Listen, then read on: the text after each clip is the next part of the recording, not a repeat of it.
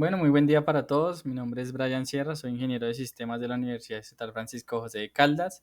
A continuación voy a hacer la presentación de la ponencia titulada Comparación de redes neuronales profundas y ANFIS para la predicción de rendimiento de cultivos de maíz. Como coautores tenemos al doctor en ingeniería Julio Barón Velandia y al máster Sebastián Camilo Vanegas Ayala. Nosotros hacemos parte del grupo de investigación Interoperabilidad Tecnológica y Semántica de esta misma universidad para cualquier información adicional. Bien, empecemos entonces. La introducción, tenemos que el maíz representa uno de los alimentos básicos más importantes y consumidos por más de 4.500 millones de personas a diario. Es altamente relevante dado su contenido calórico y adaptabilidad ambiental. Además, según las predicciones realizadas por diversos estudios y el crecimiento notable de la población humana, su demanda aumentará considerablemente en los próximos años. En Colombia, este alimento representa el 9% del suministro diario de calorías, sin embargo, el 74% de su demanda es cubierto con importaciones. Esto se debe en gran parte al aumento progresivo de su consumo y las malas prácticas en cuanto a la gestión de cultivos se refiere. Garantizar la producción efectiva de maíz con alto rendimiento requiere de políticas preventivas basadas en información que se obtienen comúnmente a través de la toma de decisiones orientadas por modelos de datos predictivos. La estimación del rendimiento de cultivos es una tarea de suma importancia para la seguridad alimentaria. Con esta información, digamos que los agricultores, las organizaciones comerciales de mejoramiento y las agencias gubernamentales toman decisiones guiadas para permitir gestiones adecuadas de cosechas. En el caso de los cultivos de maíz, la estimación de su rendimiento facilita conocer su respuesta a diferentes tensiones ambientales y de esta forma proporcionar información relevante para su gestión en un entorno de agricultura sostenible. Con esta información, la predicción de rendimiento se convierte en una herramienta vital para adaptar nuestras prácticas agrícolas a condiciones climáticas cambiantes. En términos generales, el cambio constante a nivel espacial y temporal de los entornos de siembra, así como la interacción constante entre factores, produce efectos altamente complejos y no lineales que en la práctica dificultan la tarea de proporcionar estimaciones precisas. Para lograr predicciones acertadas, se requiere contar, en este caso, con información asociada a las variables del territorio y más precisamente con modelos capaces de capturar esta información. Una acción es utilizar algoritmos de aprendizaje profundo como DNN, los cuales emplean múltiples capas de procesamiento para revelar precisamente relaciones ocultas entre datos, lo que resulta en una predicción más precisa y detallada. Otra opción es utilizar un enfoque interpretativo como ANFIS, que ofrece una visión más comprensible de cómo las variables climáticas influyen en el rendimiento de los cultivos. En esta investigación realizamos una comparación entre estas dos técnicas, lo que nos va a permitir entender mejor qué enfoque proporciona predicciones más precisas y útiles en diferentes situaciones. Como objetivo tenemos que es comparar la eficacia de las redes neuronales profundas y ANFIS en la predicción de rendimiento de cultivos de maíz mediante métricas centradas en la precisión para determinar cuál presenta un desempeño superior. La metodología utilizada es CRISDM, que es ampliamente utilizada por diversos autores para describir el ciclo de vida de proyectos estándar en minería de datos como marco de referencia para el desarrollo de los modelos predictivos asociados a la estimación del rendimiento de cultivos de maíz. En este caso, pues comprende 6 etapas. En la primera es entendimiento del problema, en donde planteamos el problema general. Luego entendimiento de los datos, en donde hacemos la búsqueda de los datos asociados a la predicción. Luego la preparación de los datos, en donde hacemos todo ese tratamiento para que los datos puedan ser utilizados por los modelos. Luego está el modelado, en donde se realiza la configuración de los modelos y se entrenan. Posteriormente está la evaluación, en donde realizamos la evaluación de esos modelos en cuanto a métricas de desempeño. Y finalmente el despliegue, en donde elegimos el modelo con mejor desempeño.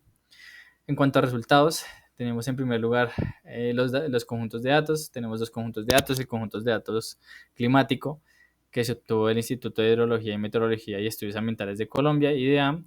Y por otro lado, tenemos el conjunto de datos de rendimiento obtenido del Ministerio de Agricultura y Desarrollo Rural, cada uno con una cantidad de registros y periodicidad diferente y cantidad de variables diferentes. En primer lugar, lo que se hizo fue una revisión de investigaciones relacionadas para reducir la cantidad de variables que teníamos en el estudio. Como teníamos 20 variables para el conjunto de datos climáticos, lo que hicimos fue realizar una revisión para la frecuencia de utilización de estas variables en otras investigaciones, y el resultado nos indicó que la precipitación, la temperatura máxima, la temperatura mínima, presión de vapor y temperatura promedio fueron las variables con mayor frecuencia de utilización en investigaciones relacionadas con el caso de estudio, y fueron las que se utilizaron para esta investigación. Luego hicimos la transformación del conjunto de datos. En primer lugar, ajustamos la periodicidad del conjunto de datos climático, pasando una periodicidad diaria de una a semestral. Esto nos redujo el conjunto de datos a 10.225 registros. Luego se hizo la integración de conjuntos de datos por departamento, municipio, año y periodo, pasando a tener 6.426 registros y 6 variables. Luego se calculó el índice Z-score por atributo para identificar valores anómalos, pasando a tener menos 305 registros, y luego se normalizó el conjunto de datos, obteniendo un fragmento, el conjunto de datos como se ve en el fragmento de la parte derecha.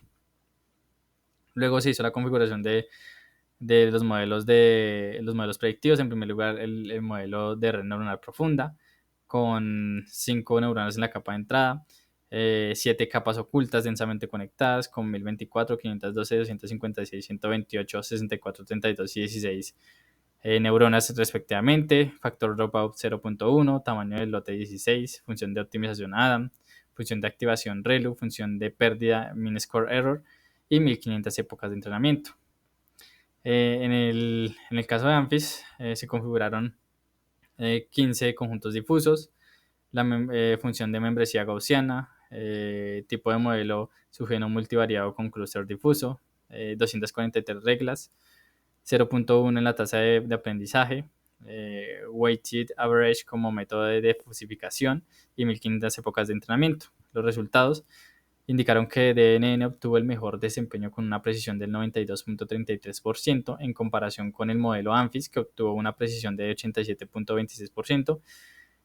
Esta precisión se obtuvo a partir del cálculo obtenido en cada una en la validación del mean square error y la raíz del error cuadrático medio. En términos generales, eso es un buen resultado. El modelo del caso de estudio quedó en cuarto lugar, digamos que clasificando todos los resultados obtenidos en todas las investigaciones revisadas. Está muy por encima del promedio, que es 88% de precisión, y cerca al mayor porcentaje obtenido en precisión, que es a través de un modelo de red neuronal convolucional que obtuvo 93.97%. Como conclusiones, tenemos que las redes neuronales profundas presentaron mayor precisión en la estimación del rendimiento de cultivos de maíz, obteniendo un mean square error de 0.00588 y un valor de precisión del 92.33%, en comparación con ANFIS, que obtuvo un MSE de 0.01624 y un valor de precisión del 87.26%. La selección de atributos en función de su frecuencia de uso permitió descartar factores menos relevantes o fácilmente explicables por otros, simplificando la preparación y el análisis de los datos. Esto condujo a un conjunto de datos con los atributos necesarios para facilitar su procesamiento en los modelos predictivos. El desempeño del modelo propuesto es destacable al superar el promedio de precisión de investigaciones relacionadas en el caso de estudio. Además, se acerca significativamente al modelo con mayor precisión en la predicción del rendimiento de cultivos de maíz. La elección de DNN como base para el modelo predictivo fue fundamental, ya que su capacidad para identificar características complejas y no lineales resultó altamente efectiva. En cuanto a las referencias, aquí se destacan referencias por parte de trabajos de investigación realizados en el Medio Oriente y Asia, básicamente, y los más destacables son los de Kaki y Kubata, que son los que más han aportado, digamos, en este ámbito con modelos distintos para la predicción del rendimiento de cultivos de maíz. Y bien, esto sería todo. Muchas gracias por su atención. Aquí se encuentra el correo del grupo de investigación en tex@digital.edu.co, y cualquier duda o comentario nos pueden comunicar ahí. Muchas gracias.